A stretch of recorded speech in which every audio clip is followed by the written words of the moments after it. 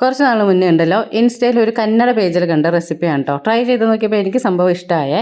കർണാടകയിൽ ഒരു breakfast item ആണ് കേട്ടോ. ഇതിൻ്റെ ആ ഒരു കന്നഡ പേര് കറക്റ്റായിട്ട് പ്രൊനൗൺസ് ചെയ്യാൻ അറിയില്ലാത്ത കാരണം പേര് പറയുന്നില്ല കേട്ടോ. അപ്പോൾ അതിന് ആദ്യം വേണ്ടതുണ്ടല്ലോ കുക്കുമ്പറാണ്. അതൊന്ന് ഗ്രേറ്റ് ചെയ്തിട്ട് എടുക്കുക, അതല്ലെങ്കിൽ ചെറുതായിട്ട് നുറുക്കിയെടുക്കുക.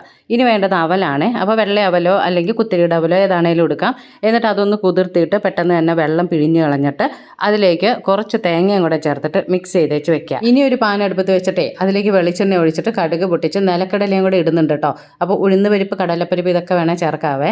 അതിന് ശേഷം ഇഞ്ചിയും പച്ചമുളകും കൂടെ ചെറുതായിട്ട് നുറുക്കിയതിട്ടിട്ട് നല്ലപോലെ വഴറ്റിയിട്ട് ഈ അവലിൻ്റെ മിക്സ് ഇട്ട് ഉപ്പും കൂടെ ചേർത്തിട്ട് നല്ലപോലെ മിക്സ് ചെയ്ത് അവലിൻ്റെ ആ ഒരു വെള്ളമയൊക്കെ അങ്ങോട്ട് പോകുന്നോടം വരെ ഇളക്കി കൊടുക്കണേ.